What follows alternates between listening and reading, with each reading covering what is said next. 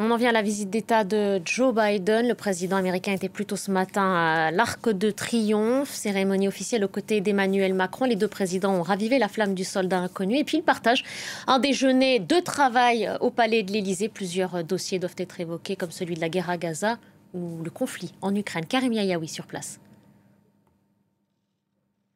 Exactement, le dossier ukrainien et la guerre à Gaza. Alors le dossier ukrainien s'est imposé déjà depuis plusieurs jours. Il était en filigrane présent lors de ces commémorations du débarquement où Joe Biden a fait plusieurs discours du côté de Colville-sur-Mer ou du côté de la Pointe du Hoc. Et à chaque fois, il a convoqué l'esprit de ceux qui sont tombés pour la liberté et pour la démocratie en faisant un parallèle avec ce qui se joue du côté de l'Ukraine, en expliquant que ceux qui étaient tombés sur les plages d'Omaha Beach espérait sans doute voir l'avenir différent de celui qui est en train de s'imposer en Europe avec cette menace de guerre aux portes de l'Europe.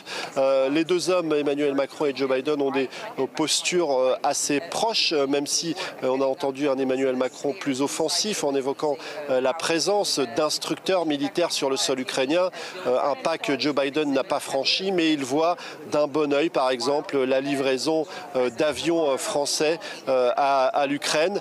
Et puis l'autre dossier, évidemment, c'est Gaza. On a aujourd'hui cette information toute récente avec la libération de ces otages. Depuis un moment, Joe Biden est englué en difficulté dans ce qui s'est transformé en piège, finalement.